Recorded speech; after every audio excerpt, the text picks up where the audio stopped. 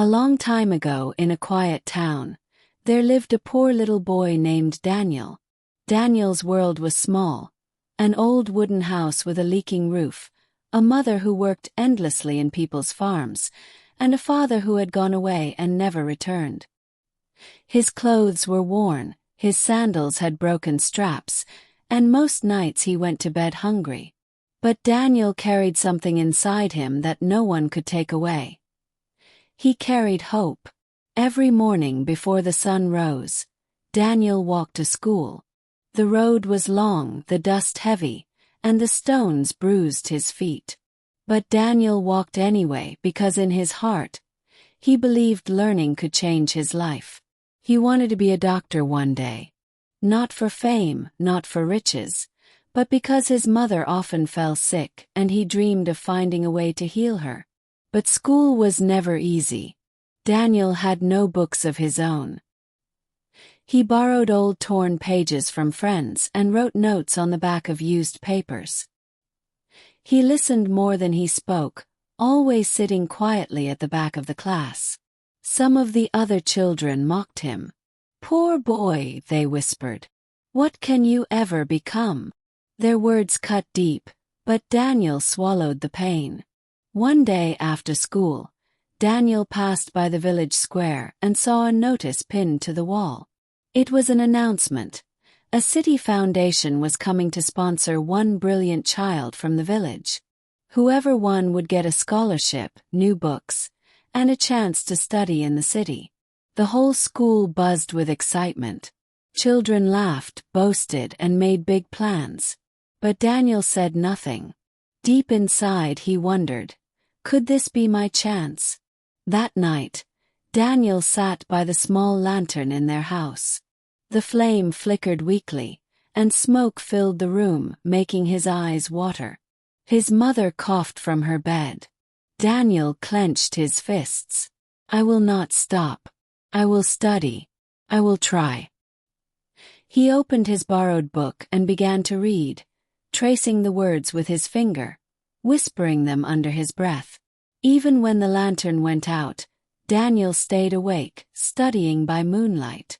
Days turned into weeks. The competition drew closer. Children prepared their speeches and projects. Some laughed when they saw Daniel reading from tattered sheets. "You compete with us." One boy jeered. "You can't even afford a pen." Another added, "Go help your mother in the farm. That's all you will ever do." Daniel felt a lump in his throat. For a moment, he wanted to throw the papers away. For a moment he wanted to give up. But then he remembered his mother's tired face, her rough hands, her coughing in the night. He wiped his tears and whispered to himself, "I cannot give up. Not now." The day of the competition arrived. The hall was filled with parents, teachers, and the visitors from the city. The judges wore neat suits and carried shining pens. One by one the children came forward. Some recited poems. Some drew colorful charts. Others showed little experiments with polished materials. Applause filled the hall. Then it was Daniel's turn. His legs shook as he walked to the front. He held his notes, wrinkled, half-faded, but he stood tall. His voice trembled at first, but then grew stronger. He spoke about health, about dreams, about wanting to help the poor and sick in his village. He told them, "I may not have much, but I have the heart to keep learning, to never give up." The hall became silent.